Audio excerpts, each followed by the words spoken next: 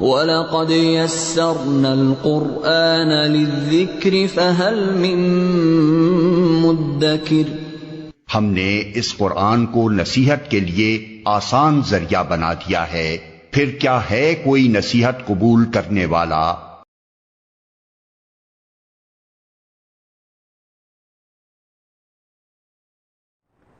اعوذ باللہ من الشیطان الرجیم، بسم اللہ الرحمن الرحیم۔ اذا الشمس كورت واذا النجوم انکدرت واذا الجبال سیرت واذا العشار عطلت واذا الوحوش حشرت واذا البحار سجرت واذا النفوس زوجت واذا الموءودة سئلت بأي ذنب قتلت وإذا الصحف نشرت وإذا السماء كشطت وإذا الجحيم سعرت وإذا الجنة أزلفت علمت نفس ما أحضرت۔ صدق اللہ العظیم۔ رب اشرح لي صدری ويسر لي أمری واحلل عقدة من لسانی يفقهوا قولی۔ رب یسر ولا تعسر وتمم بالخیر، آمین یا رب العالمین۔ فعل مجہول پڑھنے جا رہے ہیں ہم آج، یعنی پیسو۔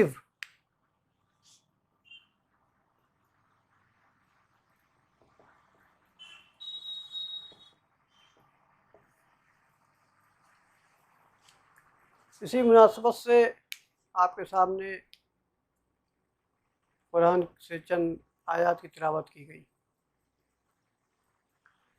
ابھی تک ہم نے جو بھی جملے بنائے، چاہے وہ جملہ اسمیہ تھا یا جملہ فعلیہ، تو جملہ فعلیہ میں ہم نے میکسیمم ابھی جو سیکھا وہ فعل معروف سیکھا ہے۔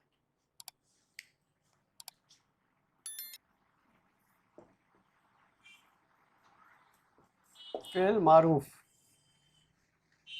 ایکٹیو کیسز ہم نے پڑھا، خوب پریکٹس کی الحمدللہ سے، لیکن بیچ بیچ میں فعل مجہول ہمارے سامنے آتا رہا ہے، بٹ اس پہ ہم نے کوئی بات نہیں کی۔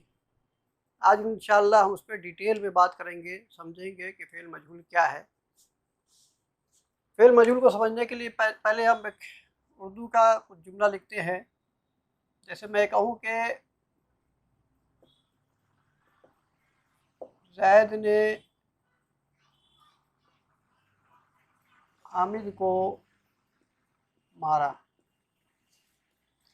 زید نے حامد کو مارا۔ یہ آپ کے سامنے بالکل سمپل ہے۔ یہ زید سبجیکٹ ہے، حامد آبجیکٹ ہے، اور مارنا ورب ہے۔ آپ اردو کے جملے سے کیسے سمجھتے ہیں؟ تو دیکھیے، آپ نے یہاں لکھا ہو زید نے۔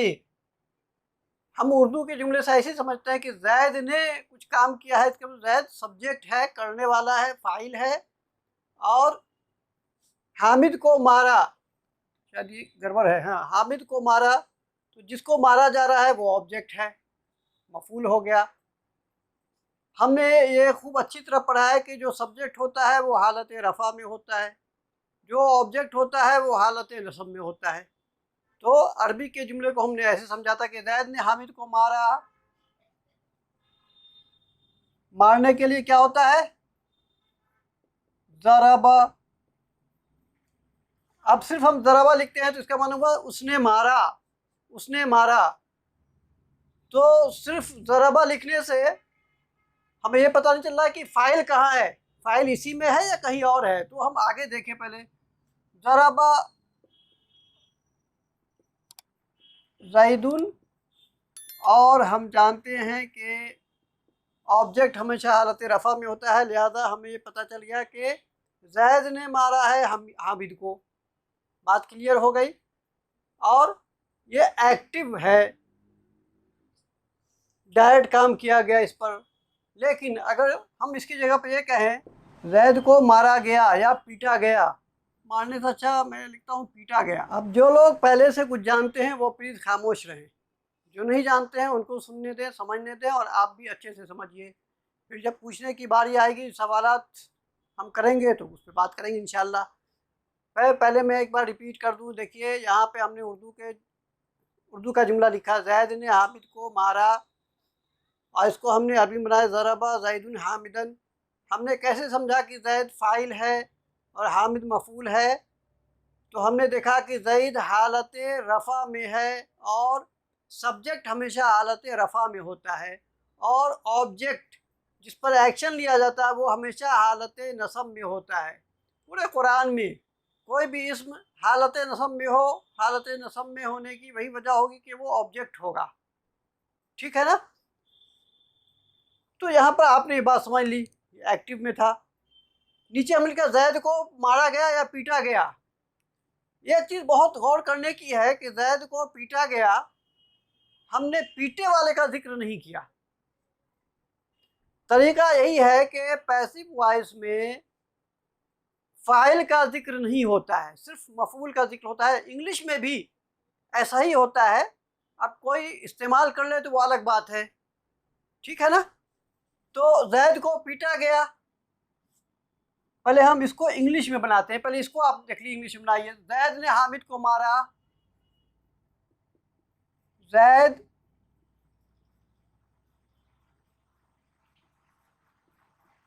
کیا ہوگا بتائیے اس کا؟ جی میں ایکٹیو بنا رہا ہوں، ایکٹیو، ابھی پیسو میں نہیں بنا رہا ہوں میں یہ جو زید نے حامد کو مارا میں اس کا ٹرانسلیشن کر رہا ہوں میں۔ جی زید، جی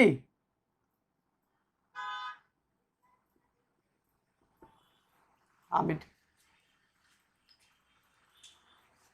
زید نے حامد کو مارا۔ آپ نے اس کو کیسے سمجھا؟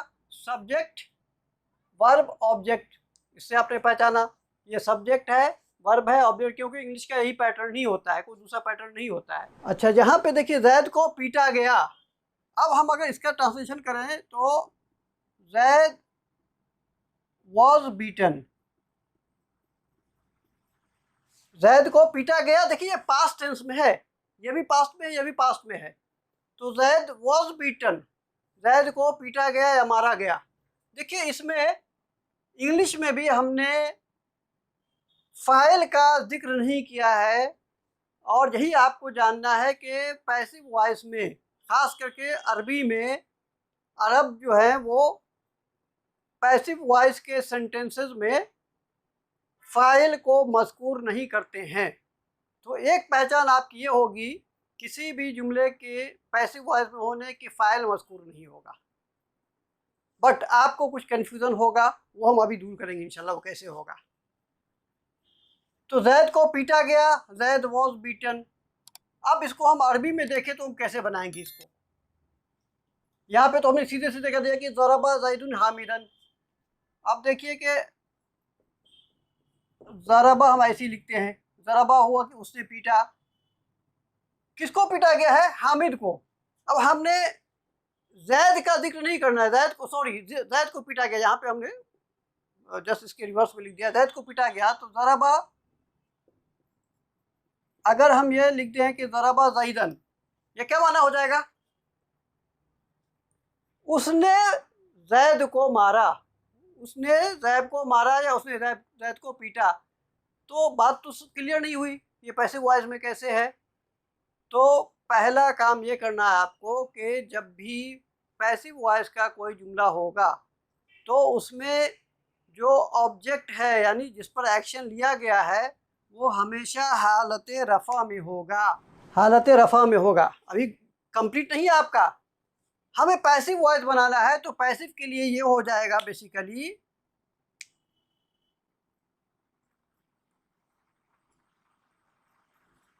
ضرب زید۔ اب آپ کا سوال یہ ہونا چاہیے کہ ہم نے آپ کو یہ بتایا ہوا ہے کہ سبجیکٹ تو ہمیشہ حالت رفع میں ہوتا ہے اور آبجیکٹ ہمیشہ حالت نصب میں ہوتا ہے، بٹ ہم نے یہاں لکھا زید، یہاں پہ آبجیکٹ ہے کیونکہ زید کو پیٹا جا رہا ہے، ہم نے حالت رفع میں لکھ دیا ہے اس کو۔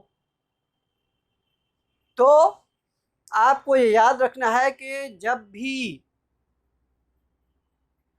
جملہ فعلیہ ہو آپ کے سامنے اور پہلا آپ نے ورب کو پہچان لیا کہ وہ پیسو وائس میں ہے، اس کے بعد کوئی اسم حالت رفع میں آ رہا ہے تو وہ فاعل نہیں ہوگا، وہ مفعول ہوگا۔ لیکن اب نہ یہ فاعل بن رہا ہے نہ مفعول بن رہا ہے، کیوں؟ اگر یہ فاعل ہوگا تو یہ ضربہ نہیں ہوگا، ضربہ ہوگا، لہٰذا اس زید کو یہاں پہ کہا جائے گا نائب فاعل۔ ٹھیک ہے، اس کو بالکل یاد رکھیے، اپنے پاس نوٹ ڈاؤن کر لیجئے۔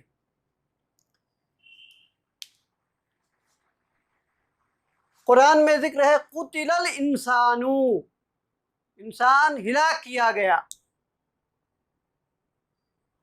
دیکھیے قتل ہلاک کیا گیا، انسانو، انسان یہاں پہ کیا ہے؟ مفعول ہے، آبجیکٹ ہے، یعنی اس پہ ایکشن لیا جا رہا ہے، بٹ یہ دیکھیے یہ حالت رفع میں ہے، قتل الانسان۔ تو ایک پارٹ تو یہ ہو گیا، بہت ہی ایزی ہے۔ اب اس کو ہم دیکھیں گے کہ ہم کیسے بنائیں گے کسی بھی ایکٹیو سے، کوئی بھی ورب آپ کا ایکٹیو میں ہے، ہم اس کو پیسو کیسے بنائیں گے؟ اس کے لیے طریقہ یہ ہے، اس طریقے کو آپ نوٹ کر لیجئے۔ جیسے شریبہ لیجئے، شریبہ کیا مانا ہوا شریبہ کا؟ اس نے پیا، پاسٹ ٹینس میں ہے، اس طرح ہم اس کا ماضی ہے، مضارع کا بھی بنائیں گے۔ طریقہ یہ ہے کہ جو ہم ابھی آپ کو جو 3 حروف والے افعال ہیں ان کا پیسو بنانا آپ کو بتا رہے ہیں۔ جو آخری والا حرف ہوگا آپ کو اس کو چھیڑنا نہیں ہے، اس پہ کوئی ایکشن نہیں لینا ہے، اس کو ایز اٹ از رکھنا ہے۔ ٹھیک ہے، آخری سے پہلے والا حرف جو ہے اس کو چھوڑنا نہیں ہے، اس کو ہمیشہ زیر ہی میں رکھنا ہے۔ اگر زیر ہے تو مٹا کے آپ پھر زیر لگا دیجیے تاکہ آپ کو یاد رہے کہ آپ نے کچھ چینج کیا ہے۔ ٹھیک ہے نا؟ اور جو پہلا والا یعنی اس آخری والے کو آپ کو بالکل نہیں چھیڑنا ہے، یہ ایز اٹ از رہے گا۔ اس سے پہلے والے کو ہمیشہ حالت زیر میں ڈال دینا ہے، اور اس سے پہلے جتنے بھی حرف ہوں گے ان کو پیش میں بدل دینا ہے۔ ٹھیک ہے، شوریبا پیا گیا۔ دیکھیے بتائیے اس کا کیا ہوگا؟ خلق، اس نے پیدا کیا۔ ہم کو اس کا مفعول بنانا ہے، تو ہم آپ کو بتانے کے لیے، یاد رکھنے کے لیے ہم اس کو مٹاتے ہیں اور پھر ہم اس پہ زبر ڈالتے ہیں کہ آپ کو اس کو چھیڑنا ہی نہیں ہے، ایز اٹ از رکھنا ہے۔ یہ بیچ والے کو چھوڑنا ہی نہیں ہے، اس پہ ہمیشہ زیر لگانا ہے، اور اس سے پہلے جو بھی حرف ہوگا اس پہ پیش لگا دینا ہے۔ خلق پیدا کیا گیا، خلق الانسان۔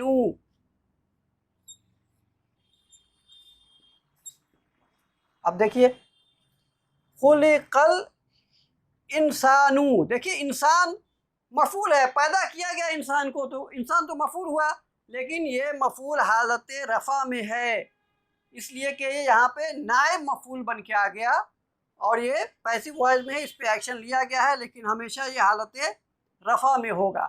خلق الانسان، انسان پیدا کیا گیا ہے۔ پھر ایک بار سن لیجئے، فعل ماضی کو، معروف کو جو ایکٹیو میں ہے اس کو پیسو بنانے کا طریقہ یہ ہے کہ جو 3 لیٹرز والے افعال ہیں ان کے آخری حرف کو آپ کو چھیڑنا نہیں ہے، اس کو ایڈ، کیونکہ آپ دیکھیے گا جتنا بھی فعل ماضی ہے آپ سب کو اٹھائیے، سب کے آخر میں زبر آئے گا۔ خلق، ضرب، ذہب، کفر، صدق، درس، قرأ، اب دیکھ رہے سب میں زبر آ رہا ہے، سب میں آخری میں زبر ہے، تو آخری والے کو آپ کو چھیڑنا نہیں ہے، اس سے پہلے والے کو چھوڑنا نہیں ہے، اس پہ ہمیشہ زیر ڈال دینا ہے۔ خلق، قتل، کفر، نصب، ٹھیک ہے نا؟ اور اس سے پہلے جو بھی حرف ہوں ان پہ آپ کو پیش ڈال دینا ہے، شوریبا پیا گیا۔ تو آپ کو یہ یاد رکھنا ہے کہ فعل مجہول میں فاعل کو ذکر نہیں کرنا ہے، اور قرآن میں آپ کو جہاں بھی ملے گا کہیں بھی فاعل مذکور نہیں ہوگا۔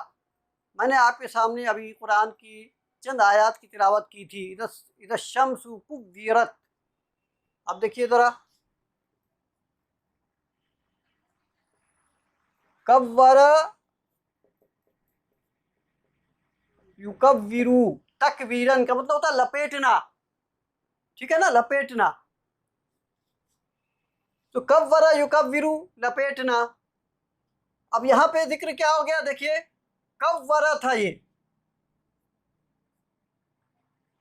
कव्वरा, और मुअन्नस के लिए हम क्या कहेंगे, कव्वरत, वो लपेटी गई, वो लपेटती है, कव्वरत। आपको क्या करना है, इसको मजहूल में बनाना है। क्या हो जाएगा, ये ता तो आपने मुअन्नस के लिए लिखा है ना, तो आपको जो चेंज करना है किसमें करना है, इसमें करना है। तो आखिरी वाला हर्फ रा है, इसको छोड़ना नहीं है, इसको छेड़ना नहीं है, बीच वाले को छोड़ना नहीं है, जेर आ गया और पहले वाले को पेश डाल दिया आपने। क्या हो गया ये, कुव्विरत, कुव्विरत। और कुव्विरत क्यों आया, इज़ा शम्सु, शम्स क्या है, मुज़क्कर है या मुअन्नस, मुअन्नस है, इसलिए कुव्विरत, जब सूरज को लपेट दिया जाएगा, ठीक है। इज़ा शम्सु कुव्विरत व इज़ा नुजूमुन कदरत, कदरत।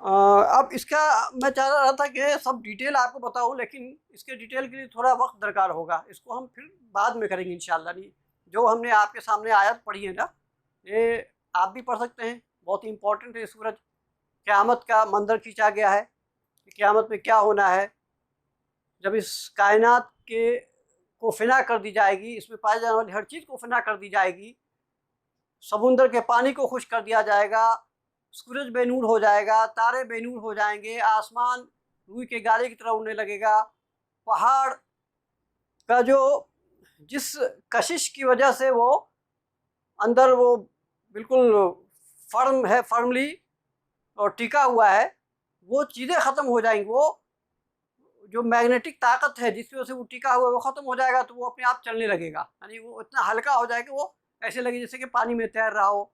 तो ये जो चीज़ें हैं ना, इस पर इंशाल्लाह फिर हम बात करेंगे। तो आपने देखा कि इसमें हमने जो अभी आपके सामने कुरान की तिलावत की आयत की, सब का सब जितने वर्ब इसमें इस्तेमाल हुए हैं सब पैसिव वॉइस में इस्तेमाल हुए हैं। कुव्विरत, सुइरत, भड़का दिया जाएगा, कुतिलत, कत्ल किया गया, सुइलत, पूछा जाएगा या पूछा गया। देखिए ना ज़रा, सअला यसअलु, क्या हुआ, सअला यसअलु, पूछना, उसने पूछा, सअलत, उस मुअन्नस ने पूछा, और सुइलत, सुइलत, उस मुअन्नस से पूछा गया, ठीक है ना। तो मैं समझता हूँ कि बिल्कुल इजी है, कोई ऐसी बात नहीं है। आपके सामने अल्फाज आते रहे हैं, ऐसी आयत आती रही हैं। उस दिन एक सवाल भी किया गया था, उस सवाल को अभी हम रिपीट कर लेते हैं, मुदारे की तरफ हम आते हैं। क्या माना होगा इसका, क़रअल क़ुरआन, क़रअल क़ुरआन, क्या माना होगा इसका, उसने कुरान पढ़ा। हमें इसको पैसिव में लाना है, कुरान को पढ़ा गया। क्या हो जाएगा ये, कुरिअ, कुरिअल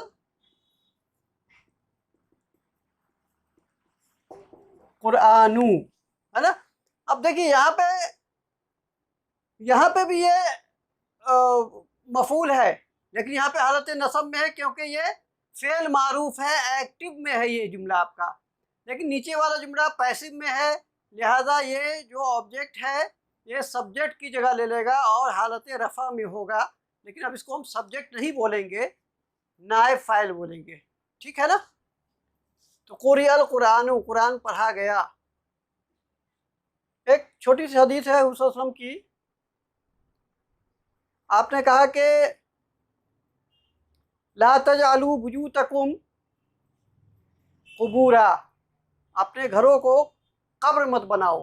ला तजअलू बुयूतकुम, मत बनाओ अपने घरों को तुम लोग, कुबूरा, कब्र मत बनाओ।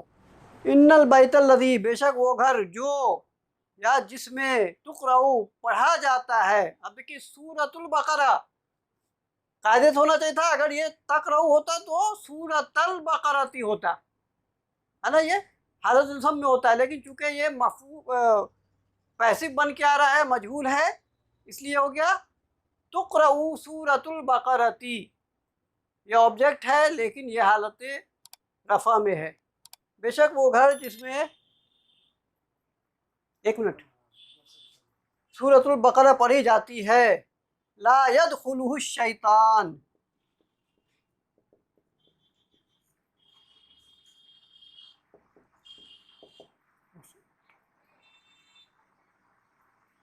يدخلہ الشیطان.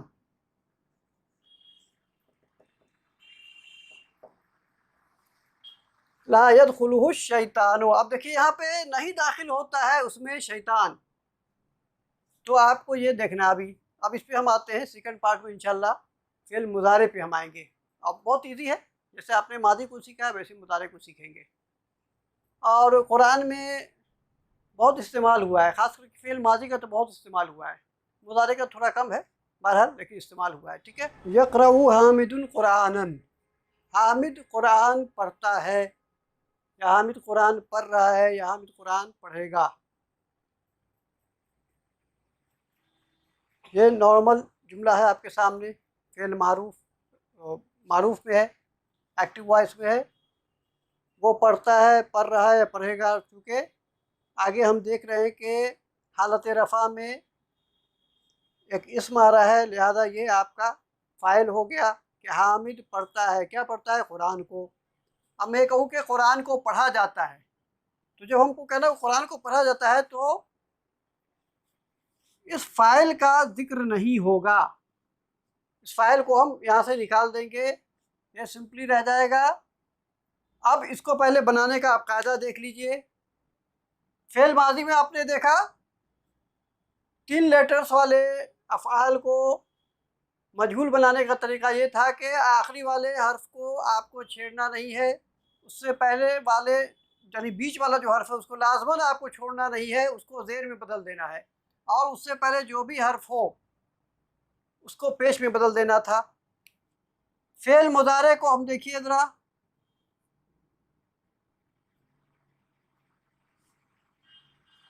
یقرأ ایسے لکھیے یا پھر ایسے لکھیے، اس سے کوئی فرق نہیں پڑتا ہے، ایسے لکھ دیں. یقرأ وہ پڑھتا ہے، پڑھ رہا ہے، پڑھے گا. اس کو آپ کو پیسو وائس میں چینج کرنا ہے. یہ جو آخری والا ہے اس کو آپ کو چھیڑنا نہیں ہے، چیز رہے گا. اور جو بیچ والا حرف ہے اس کو آپ ماضی میں آپ نے کیا کیا تھا؟ زیر میں چینج کر دیا تھا، لیکن مضارع میں آپ دیکھیے، میں آپ کو پہلے ایگزامپلس دے دیتا ہوں. یکتبو وہ لکھتا ہے یا لکھے گا یا لکھ رہا ہے. ہمیں اس کا پیسو وائس بنانا، کیا ہو جائے گا اس کا؟ یکتبو، اس کے ذریعہ لکھا جاتا ہے، یا وہ لکھا جاتا ہے، یا وہ لکھا جا رہا ہے. ٹھیک ہے، یا وہ لکھا جائے گا، تو یکتبو. یضربو وہ مارتا ہے یا مارے گا یا مار رہا ہے. ضربا یضربو، یضربو اسے مارا جاتا ہے. آپ نے دیکھا، غور کیجئے ذرا، یضربو بیچ والا ہے، سب پہ زبر آ رہا ہے. وہاں کیا تھا؟ ماضی میں سب پہ زیر آ گیا تھا، اور آخری والے پہ سب میں پیش ہے آپ کا. یضربو اسے مارا جاتا ہے یا وہ مارا جاتا ہے. یکتبو وہ لکھا جاتا ہے. اور بھی لے لیجئے، بہت سارا ورب آپ بولیے. یشربو، شربا یشربو پینا، تو یشربو سے پیا جاتا ہے. اب دیکھیے یہاں پہ کیا تھا؟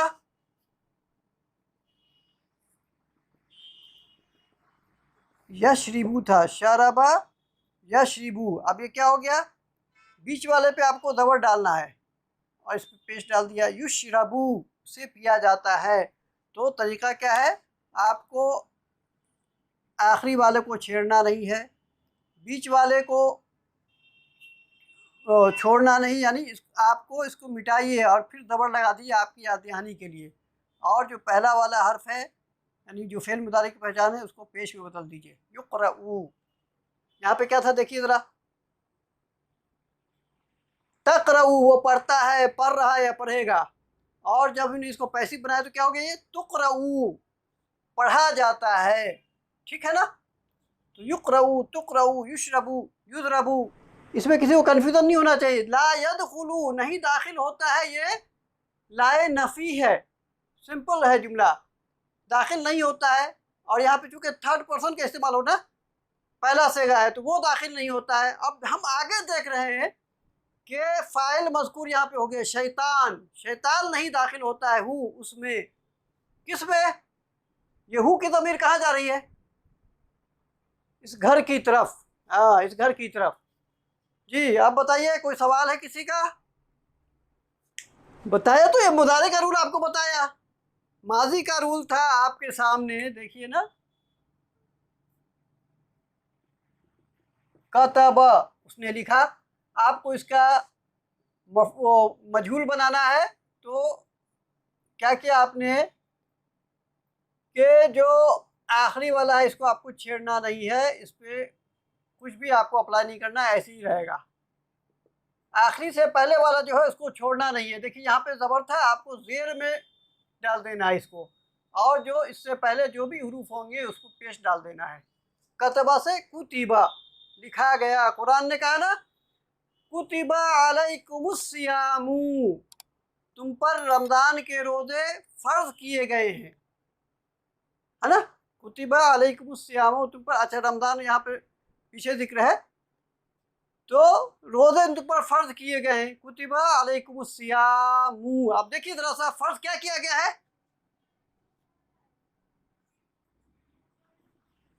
کتب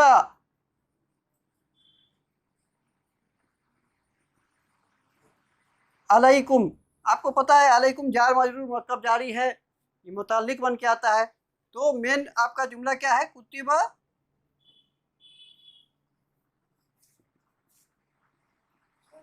اب دیکھیے ذرا سیامو حالت رفع میں ہے کہ نہیں؟ اس کو چھوڑ دیجیے. کتب سیامو روزے فرض کیے گئے ہیں. اب دیکھیے جس چیز کو فرض کیا گیا ہے وہ تو مفعول ہے، حالت نصب میں ہونا چاہیے تھا، لیکن یہ جب بھی مجہول ہوگا تو آبجیکٹ سبجیکٹ کی جگہ لے لیتا ہے، فاعل کی جگہ لے لیتا ہے. لہذا یہ اس پہ جو اعرابی اس کی حالت ہوگی وہ فاعل والی ہوگی، مفعول والی نہیں ہوگی. اسی چیز کو آپ کو یاد رکھنا ہے. ٹھیک ہے. کتب الصیام روزے فرض کیے گئے علیکم تم پر. ٹھیک ہے نا. قرآن میں آپ بہت دیکھیے گا قتل الخراسون. یہ خراسون کہتے ہیں کس کو؟ جو لوگ باتیں بناتے ہیں، اپنی طرف سے کچھ باتیں گھر گھر کے اسلام کے خلاف جو باتیں بناتے تھے. مکی دور کی یہ آیت ہے. تو وہاں پہ کہ قتل الخراسون ہلاک ہو گئے باتیں بنانے والے، اپنی طرف سے اٹکل پچو باتیں کرتے ہیں، حکم لاتے ہیں. تو دیکھیے خراسون. خراسون کیا ہے؟ حالت رفع میں کہ نصب میں ہے؟ بتائیے کیا ہو گیا؟ کیسے حالت رفع میں ہے؟ اونا ساؤنڈ. ماشاء اللہ. جمع مذکر سالم کی حالت رفع اونا ساؤنڈ سے. بس یہی آپ کو یاد رکھنا ہے. ماشاء اللہ. ٹھیک ہے. تو کلیئر ہے؟ کتب علیکم الصیام ایک یہ تو ہمارے خیال سے سب کو یاد رہتا ہے، اسی کو ایک کو یاد رکھ لیجیے آپ. اور جو سورہ ہم نے تکویر آپ کے سامنے پڑھی تھی وہ تو پوری کی پوری آیت تھی. آپ دیکھیے نا جتنی آیتیں ہم نے آپ کے سامنے تلاوت کی سب کا سب مجہول تھا. کفرت سئلت. جی بولیے. جی وہ جو ہے نا اصل میں اس کو میں ابھی آپ کو نہیں بتاؤں گا. فعل کو ابھی تک آپ نے جو دیکھا نارمل لیٹرز کی بنیاد پہ، یعنی ایک فعل ہے جو آپ کے پاس صرف 3 لیٹرز پائے جاتے ہیں. آپ نے ان کو کہا تھا ابواب ثلاثی، ہے نا، 3 لیٹرز والے ابواب. اس کے علاوہ کچھ فعل ہوتے ہیں جن میں 3 سے زیادہ لیٹرز ہوتے ہیں. وہ ہم انشاءاللہ پڑھیں گے اس کو. ابواب ثلاثی مزید فی اس کو کہتے ہیں. اسی طرح سے کچھ فعل جو ہے نا ان میں حروف کی تکرار ہوتی ہے. جیسے آپ دیکھیے مدہ یا مدو آپ نے پڑھا ہے، سنا ہے قرآن میں. مدہ یا مدو کھینچنا، ڈھیل دینا ہے نا. اور اللہ تعالیٰ کہتا ہے کہ مد الارض، اللہ نے زمین کو پھیلا دیا ہے، ڈھیل دے دیا ہے. اور اسی طرح سے آپ نے سورہ بقرہ میں پڑھا ہوگا کہ اللہ ان کو ڈھیل دیے جا رہا ہے، ان کی کفر و شرک پہ ڈھیل دیا جا رہا ہے کہ وہ بڑھتے رہیں اپنے کفر و شرک میں. لیکن اصل میں یہ کیا ہے پتہ ہے؟ یہ ہے مدد.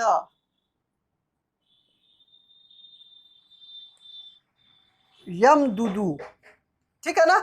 مدد یمددو. تو ایسا کوئی ورب جس میں حروف کی تکرار ہو جائے تو ان کو غیر صحیح افعال کہتے ہیں. غیر صحیح افعال ہم اس پہ انشاءاللہ آپ کو پڑھائیں گے. پوری ایک کلاس، بلکہ ایک نہیں 2-3 کلاس اس پہ لینی پڑے گی. اسی طرح سے ایسا کوئی ورب جس میں حرف علت آ جائے، یعنی یا واو، یا اور واو آ جائے، تو اس کو بھی غیر صحیح فعل کہتے ہیں. اسی طرح سے ویسا کوئی ورب جس میں حمزہ آ جائے اس کو بھی غیر صحیح فعل کہتے ہیں. جیسے ابھی آپ کے سامنے ہم نے لکھا تھا سألا. سألا یہ بیسیکلی کیا ہے؟ سین، حمزہ اور لام ہے. سألا تو حمزہ آ گیا، یہ بھی غیر صحیح فعل ہوتا ہے. تو ایسے تمام افعال جو غیر صحیح فعل کی کیٹیگری میں آتے ہیں نا، ان پہ کچھ گرامر کا رول اپلائی ہوتا ہے. اس کے بعد وہ آپ کے سامنے صحیح فارم میں آتا ہے. لیکن ہم اصل میں اس میں آپ کو الجھانا نہیں چاہتے ہیں کہ اس سے آپ کو کوئی فائدہ نہیں ہونا ہے، کیونکہ آپ کو جو قرآن میں رہے گا وہ گرامر اپلائی ہونے کے بعد آیا ہے سامنے. جو کورہ ہے اس میں 2 بار واو ہے اصل میں. کیوں بھی آپ دیکھ رہے ہیں نا واو پہ شد آ رہا ہے نا. کورہ کہا گیا. دیکھیے واو پہ شد کا کیا مطلب ہوا؟ واو 2 بار ہے یہ. تو اسی لیے 2 بار کو اس کو ہم ادغام کا قاعدہ کہتے ہیں. ادغام مطلب ملا دینا، مکس کر دینا. 2 دال تھا، یہاں پہ 1 دال کر دیا گیا. مدد سے مدہ ہو گیا، ٹھیک ہے نا. اور یہ یمددو سے یمدو ہو گیا. اسی طرح سے یہ کورا کورا، ٹھیک ہے نا. تو یہ ہو گیا کورا. تو یہ ابھی اس پہ آپ کو فوکس نہیں دینا ہے. بتائیے اور کوئی سوال؟ نہیں اصل دیکھیے وہ تو افعال کی اس بیسس پہ جو کیٹیگری ہے اس کو غیر صحیح افعال کہتے ہیں. غیر صحیح افعال ہم پلورل میں بول رہے ہیں کیونکہ 1-2 نہیں ہوں گے نا، بہت سارے ہوں گے افعال، لیکن پھر ان کا الگ الگ نام ہوتا ہے. آپ ابھی اس نام کے چکر میں مت پڑیے. ابھی آپ اپنے کو مضبوط کیجئے. مضبوط اس سینس میں کہ ابھی جو کچھ آپ نے پڑھا ہے وہ 99% کافی ہے کہ آپ قرآن کا ٹرانسلیشن کر لیجیے گا انشاءاللہ. بشرطے کہ آپ نے جو کچھ پڑھا ہے اس پہ فوکس رہے، آپ کا کنسنٹریشن رہے، اور جو کچھ پڑھا وہ آپ کو یاد رہے، پریکٹس میں رہے. باقی یہ کیسے ہوا آپ اننیسیسری اس کی اس میں مت پڑھیے کہ اس سے آپ کو فائدہ نہیں ہونا ہے کوئی. آپ کے سامنے قرآن میں مدہ یا مدو لکھا ہوا ہے، مددہ یا مددو نہیں لکھا ہوا ہے. اور ایگزامپل میں دیتا ہوں آپ کو. کانا یکونو سنا نا، کانا یکونو ہونا، ٹو بی، اس کا مطلب ہوتا ہے انگلش میں ٹو بی. لیکن اصل میں کیا ہے پتہ ہے؟ یہ کاوانا ہے. کاوانا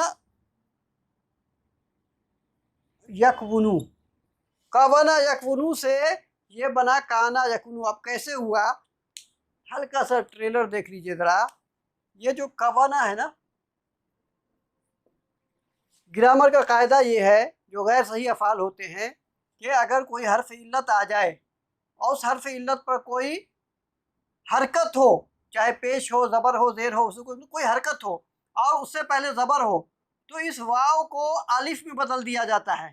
لہذا یہ ہو جاتا ہے کانا. اب اس کو آپ ابھی جان کے کیا کیجیے گا؟ آپ تو آم کھائیے، گٹھلی کو کیوں گنیے گا؟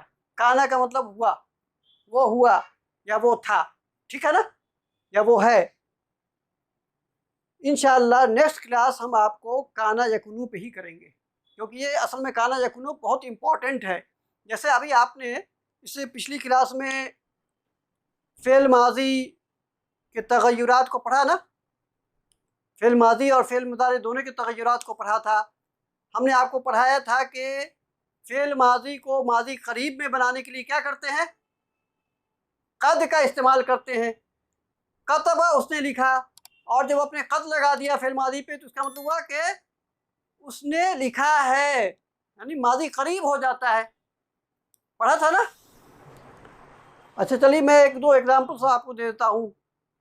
قرآن نے کہا افلا ینظرون الی الابل، افلا ینظرون، نظر ینظرو دیکھنا، غور و فکر کرنے کے لیے بھی ہوتا ہے۔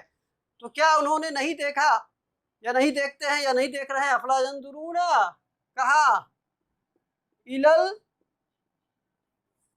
الابل، الی الابل اونٹ کی طرف،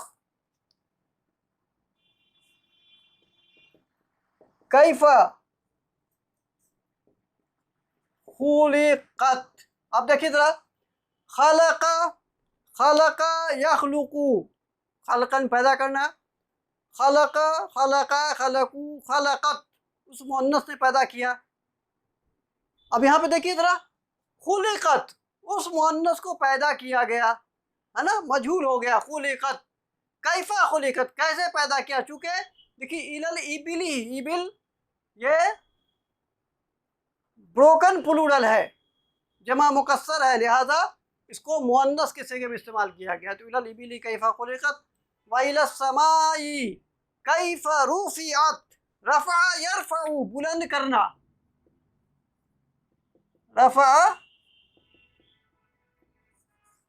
یرفع بلند کرنا۔ اور یہاں پہ کیا لکھا ہوا ہے؟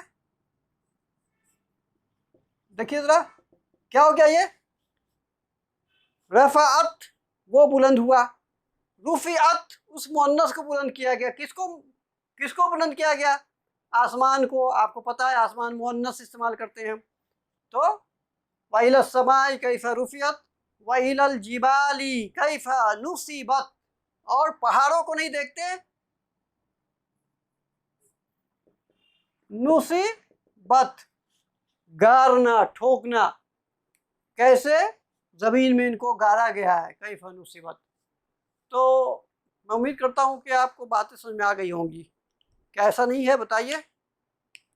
فعل مجہول بہت آسان ہے۔ وہ اس دن آپ کا سوال تھا کسی کا نا، یضاعف فیضاعفہ،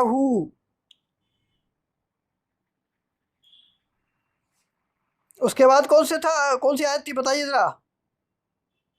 دو آیت آپ نے پوچھا تھا، 18۔ ان المصدقین والمصدقات واقرضوا اللہ قرضا حسنا یضاعف، دوگنا کر دیا جائے گا، ٹھیک ہے نا؟ یہاں پہ زبر آ جائے گا نا، یضاعف دوگنا کر دیا جائے گا، یعنی بڑھا دیا جائے گا۔ دوگنا کا مطلب بڑھا دیا جائے گا۔ تو فعل مجہول ہے، یہ فعل مجہول استعمال ہوا ہے، اس میں کچھ بھی نہیں ہے ایسی بات۔ ضاعف یضاعف ہوتا ہے، ٹھیک ہے نا؟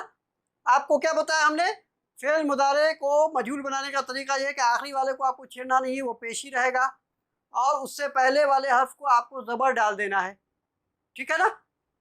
اور اس سے پہلے جو یعنی فعل مضارع کی جو پہچان ہے اس کو پیش میں کنورٹ کر دینا ہے، ویسے پیش میں ہی رہتا ہے زیادہ تر۔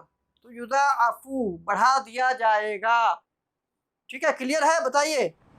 من ذا الذی یقرض اللہ قرضا حسنا فیضاعفہ لہ ولہ اجر کریم۔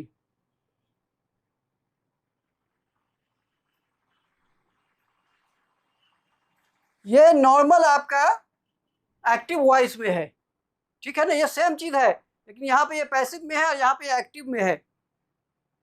جو قرض دیتا ہے اللہ کو، بہترین قرض دیتا ہے، فیضاعفہ لہ، اس کے لیے دگنا ہے نا، اس کے لیے بڑھا چڑھا کر ہے، یہ ایکٹیو وائس میں ہے، پیسو میں نہیں ہے۔ کلیئر ہے؟ وَلَهُ أَجْرٌ کریم۔ اور یہاں پہ بتایا گیا 18 میں کہ اس کو بڑھا دیا جائے گا، 18 نمبر آیت میں آپ کو پیسو وائس میں استعمال ہوا ہے اور یہاں پہ ایکٹیو ہی میں استعمال ہوا ہے۔ اللہ سے دعا ہے کہ جو باتیں کہی جائیں میں بھی اس پہ عمل کروں، آپ بھی عمل کیجئے۔ سبحان اللہ و بحمدہ، اشہد ان لا الہ الا انت، استغفرک و اتوب الیک۔ سبحان ربک رب العزت عما یصفون، وسلام علی المرسلین، والحمد للہ رب العالمین۔ السلام علیکم ورحمۃ اللہ وبرکاتہ۔